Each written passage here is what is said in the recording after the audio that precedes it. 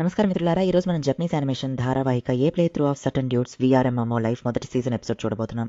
ఈ రోజు వీడియోలో మనం ఏం చూడబోతున్నామంటే, ఈ ఎపిసోడ్ తర్వాత మీరు కథను చూస్తున్నప్పుడు అది ఒక ఆటలా అనిపించదు. ఏదో యుద్ధ భూమిలో జరుగుతున్న సంఘటనల వల్లే కథ సాగుతుంది. అయితే ఇది ఒక ఆట అని మాత్రం మీ మనసులో ఉంచుకుని చూడండి. సరే, ఇక ఆలస్యం చేయకుండా ఈ రోజు కథలోకి వెళ్దాం.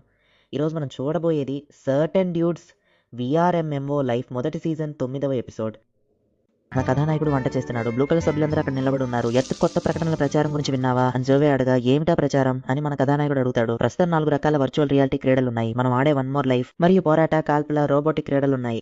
వీటన్నింటికి వేర్వేరు శిరోజాల పరికరాలు అవసరం. కానీ ఇప్పుడు కొత్త ప్రచారంలో అన్ని ఆటలకు ఒకే పరికరాన్ని తీసుకురావాలని చర్చిస్తున్నారు. అలాగే ఈ రోజు నుండి ఫేరీ రాజ్యానికి మార్గం తెరుచుకుంటుంది అని జోవే మాట్లాడుతూ ఆహారం తీసుకోబోతుండగా మన కథానాయకుడు అతడిని కొట్టి, ఇది కష్టపడి చేసింది, నువ్వు ముట్టుకోకూడదని చెప్తాడు. నోరా, వాడు ఏదైనా చేస్తే నువ్వు కొట్టు అని నోరా చేతికి ఆ పెనం ఇవ్వగా కారణం లేకుండానే నోరా జోవేని పట్టుకుని కొట్టేసింది. పరికరాలు కలిస్తే ఇతర ప్లేయర్స్ కూడా వన్ మోర్ లైఫ్ కి వస్తారా అని హీరో అడిగాడు.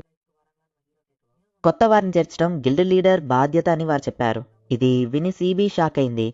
కొత్త సభ్యురాలు ఎల్సాని కంట్రోల్ చేయాలి, లేదంటే కొత్త ప్లేయర్స్ పాడవుతారని ఒకరంటారు. అది కష్టమని జోవే అనుకుంటాడు. ఎర్త్, నువ్వు ఆమెను కాపాడావు కదా, నా టీంలో చేరతావా అని జోవే అడుగుతాడు. ఎన్నిసార్లు అడిగినా కుదరదు. నన్ను క్షమించు, నాకు ఒంటరిగా ఆడుకోవడమే ఇష్టం అంటాడు మన హీరో. కొన్ని విషయాలు, ముఖ్యంగా ఫెయిరీ రాణి ఆమె సోదరి గురించి ఇతరులకు తెలియకపోవడమే మంచిది గురించి కథానాయకుడు ఆలోచిస్తుండగా, రుచి చాలా బాగున్నట్లుంది అని ఫేరీ రాణి అక్కడికి వస్తుంది.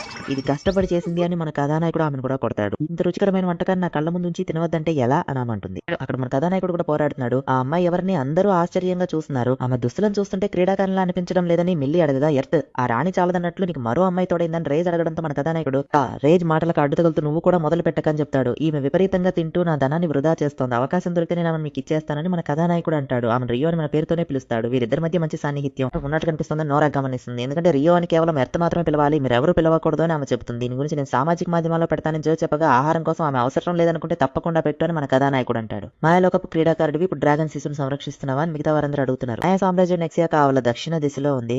క్రీడ యొక్క మార్గం నుండి మాయా సామ్రాజ్యానికి వెళ్లే దారి తెరుచుకుంటుంది. అందరూ ఆ ప్రదేశానికి నడుచుకుంటూ వెళ్తున్నారు. మాయా సామ్రాజ్యంలోకి ప్రవేశించే ఆ కోట గోడలు ఎంతో అద్భుతంగా ఉన్నాయి. ఫ్రాన్సీ ఎంతో విశాలంగా అద్భుతంగా ఉంది. లోపలికి వెళ్ళడానికి అందరూ వరుసలో నిలబడి ఉండగా మన కథానాయకుడు వెళ్లి నిలబడతాడు. కానీ ఆ కోట యొక్క అధిపతి అక్కడికి వచ్చి, మీ ఉంగరాన్ని నేను ఒకసారి చూడవచ్చా, ఇది రాణిగారి ఉంగరమే కదా, మీరు ఈ మార్గంలో వస్తే నేరుగా మిమ్మల్ని రాజభవనానికి పంపమని రాణిగారు ఆదేశించారు, మిమ్మల్ని కలవడం సంతోషమయ్యా, నేను వెంటనే మిమ్మల్ని కోటకు పంపిస్తాను, దాన్ని ఇక్కడికి తీసుకురండి అని ఆ ప్రభు చెబుతాడు. ఇక్కడ ఏం జరుగుతోంది, ఏదైనా ప్రత్యేక కార్యక్రమం అని మిగతా వారందరూ చూస్తున్నారు. ఒక పెద్ద పక్షి వంటి వాహనం ఆ ప్రదేశానికి వచ్చి నిలుస్తుంది. కేవలం కొందరు మాత్రమే దీనికి ప్రయాణించగలరు. దీని ద్వారా మీరు ఎంతో వేగంగా ప్రయాణించవచ్చు. ఈ పెగాసస్ వాహనాన్ని తీసుకుని మీరు నేరుగా కోటకు వెళ్ళండి అని చెప్పగా మన కథానాయకుడు దానిపై ఎక్కుతాడు. మిగతా వారందరూ మన కథానాయకుడిని ఒక ముఖ్యమైన వ్యక్తిలా వారు చూస్తున్నారు. ఇది ఎంతో మెత్తగా ఉందని కథానాయకుడు గమనిస్తాడు. పెగాసస్ ఒక రక్షణ కవచాన్ని ఏర్పాటు చేయడం వల్ల అది వేగంగా వెళ్తున్న గాలి ప్రభావం మన కథానాయకుడిపై పడదు. అలా నగరాన్ని అంతటినీ చూస్తూ మన కథానాయకుడు నేరుగా కోటకు చేరుకుంటాడు. నేను కోటకు దగ్గరకు వచ్చానని అనుకుంటున్నాను, ఇదేనా ఆ కోట అని మన కథానాయకుడు చూస్తాడు. మన కథానాయకుడు రాగానే రాణిగారి మనుషులు అతనికి స్వాగతం పలకడానికి వస్తారు. మిమ్మల్ని కలవడం సంతోషం మహారాణి అని మన కథానాయకుడు ఎంతో గౌరవంతో, ఆమె గౌరవానికి భంగం కలగకూడదని మన కథానాయకుడు ఆమె రాజ్యంలో గౌరవంగా ఉంటున్నాడు. రాణి అతనితో, నీకోసం ఒక చిన్న ప్రదర్శన ఏర్పాటు చేశాను, అందులో నువ్వే ప్రధాన ఆకర్షణ అని చెప్తుంది. ఇప్పుడు ఆ ఊరేగింపు ప్రారంభమవుతోంది. మన కథానాయకుడు పెగాసస్ పైన ఎక్కి అందరి ముందు అలా వస్తున్నాడు. దేవతలందరూ మన కథానాయకుడిని చూసి ఎంతో సంతోషంగా స్వాగతం పలుకుతున్నారు. ఇంత దూరం వచ్చాక వద్దని చెబితే అంతా వృధా అయిపోతుంది కదా. అది కాకుండా నాకు కూడా ఇది ఎంతో నచ్చింది, ఎందుకంటే ఇతర ఆటగాళ్లు వీటిని అనుభవించలేరు, కాబట్టి నా వల్ల అయినంత వరకు నేను వీటన్నిటిని ఆస్వాదించాలి. ఇది కేవలం ఒక కల్పిత ప్రపంచమైనా, నిజం కాకపోయినా నా జ్ఞాపకాల్లో ఇది ఎప్పటికీ నిలిచిపోతుందని మన కథానాయకుడు అనుకుంటున్నాడు. ఈ ఊరేగింపు అతిగా ఉందని మన హీరో అంటాడు. నువ్వు నా దేవతల రాజ్యానికి వచ్చావని, అందరూ నీ కోసం ఎదురు చూస్తున్నారని తెలియజేయడానికి ఇదంతా. నేను రాణిగా ఉంచుకుంటుందని క్వీన్ చెప్పినట్లు పుకార్లు కూడా ఉన్నాయి. అది పుకార్ ఏమీ కాదు, నిజమే కదా అని మన కథానాయకుడు అనుకుంటాడు. అయ్యో, ఆమె నా మనసును చదువుతోందా అని మన కథానాయకుడు చూస్తుండగా, బహుశా నిజంగానే నేను మాత్రమే నేను ఉంచుకోవాలనుకుంటున్నానేమో అని క్వీన్ అంటుంది. ఈ రాజ్యంలో నువ్వు స్వేచ్ఛగా ఆనందించాలని ఉండాలని వెంట నేను ఎవరిని పంపించలేదని క్వీన్ చెప్పగానే, రేపటి నుండి నేను సాధారణ సాహసాలను ప్రారంభిస్తానని మన కథానాయకుడు చెప్తాడు. ఏదైనా గది తీసుకునే నుండి ఆ తర్వాత నిష్క్రమించాలని మన కథానాయకుడు కోట నుండి బయలుదేరుతుండగా, ఎక్కడికి వెళ్తున్నావు అని క్వీన్ వచ్చి అడుగుతుంది. హోటల్కి వెళ్ళి నిద్రపోతానని మన కథానాయకుడు చెప్పగా, నా మంచం పైన మనం ఇద్దరం కలిసి నిద్రపోవచ్చు కదా అనమాట.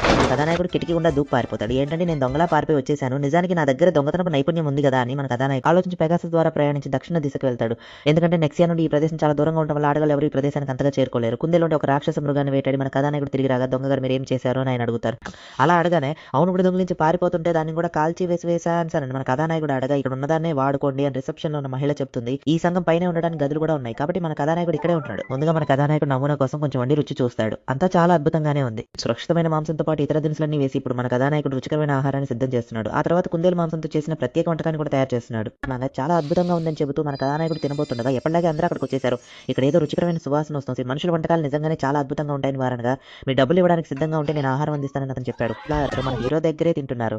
దేవలోకంలో కూడా వంట చేయాలా అనుకుంటూనే అతను అందరికీ వండి పెడుతున్నాడు. వేట, వంట, అందరితో సంతోషంగా గడపడం ఇదే అతని దినచర్యగా మారింది. అంతా సవ్యంగా ఉంది. ఇంతలో కోట నాయకుడు కూతురు వస్తుందని తెలిసి మన హీరో దాక్కున్నాడు. వింత వంటలు చేసేవాడిని తీసుకురండి అని ఆమె ఆజ్ఞాపించింది. క్షమించండి, అతను వెళ్ళిపోయాడు. బయలుదేరి వెళ్ళిపోయారని ఆహ్వానాధికారిని చెప్పింది. 2 రోజుల క్రితం అతను ఇక్కడే ఉన్నాడని నాకు బాగా తెలుసు. ఖచ్చితంగా అతను ఇంట్లో వచ్చి వంట చేయడానికి ఎటువంటి అభ్యంతరం ఉండదు అని ఆ నాయకుడు కుమార్తె అనగా, నేను కూడా అతన్ని ఇక్కడే ఉండమని కోరాను. కానీ ఏదో ముఖ్యమైన అతనికి అత్యవసర పని ఉందని తూర్పుకు వెళ్ళాడని అధికారిని చెప్పింది. సైనికులను అటు పంపండి. ఆచూకీ తెలిస్తే నాకు చెప్పండి.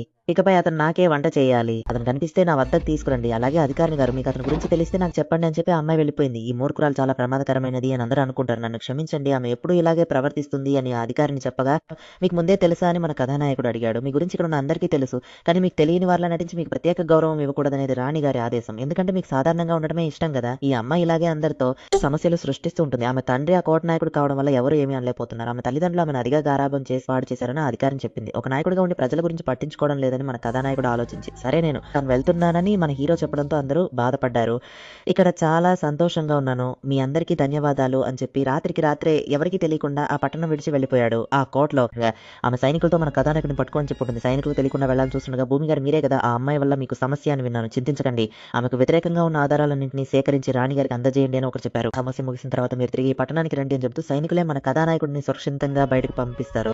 ఈ వైపుగా రమ్మని చెబుతూ ఒక ఎలుగుబంటి మన కథానాయకుడిని పిలుస్తుంది. నేను వండిన ఆహారం చాలా రుచిగా ఉందా, నాపై ఎక్కువ నేను నిన్ను తీసుకువెళ్తాను, నువ్వు పెట్టిన ఆహారానికి కృతజ్ఞతగా నేను ఈ సహాయం చేస్తున్నాను అని చెబుతూ ఆ ఎలుగుబంటి మన కథానాయకుడిని తన వీపై కూర్చోబెట్టుకుని దక్షిణ దిశలో ఉన్న పట్టణానికి తీసుకెళ్తుంది. ముఖ్యమైన వేదిక నాయకుడికి మరెంతో మందికి సమస్యలు కలిగిస్తోంది. ఆమె ఒక మానవుడితో కూడా గొడవ పడిందని తెలియగానే మనం మానవులతో స్నేహపూర్వకంగా ఉండాలని కోరుకుంటున్నాము. ఆమె ఇలా ప్రవర్తిస్తే ఎలా రాని ఆలోచిస్తుంది. ఆమె ఎవరితోనైతే గొడవ పడిందో ఆ మానవుడు మరెవరో కాదు మన కథానాయకుడని తెలియగానే ఏమిటి అని రాణి ఆశ్రయంతో పాటు తీవ్ర ఆగ్రహానికి లోనవుతుంది. ఈ ఘట్టంతో ఈ ఎపిసోడ్ ఇక్కడితో ముగుస్తుంది. మానవులు మరియు అటవీ జీవులు కలిసిమెలిసి ఉండాలన్నదే రాణి యొక్క ప్రగాఢ ఆకాంక్ష. ఎవరో ఒక మానవుడితో గొడవ పడిందని తెలియగానే రాణి కొంత ఆందోళన చెందుతుంది. అందులోనూ మన కథానాయకుడితోనే గొడవ పడిందని తెలిస్తే రాణి ఖచ్చితంగా ఊరుకోదు. ముందు ఏం జరగబోతుందో తదుపరి భాగంలో చూసి తెలుసుకోండి. మీకు ఈ వీడియో నచ్చినట్లయితే లైక్ చేయండి మరియు మర్చిపోకుండా మా ఛానల్కు సబ్స్క్రైబ్ చేయండి. వీక్షించినందుకు ధన్యవాదాలు. సెలవు, మళ్ళీ కలుద్దాం.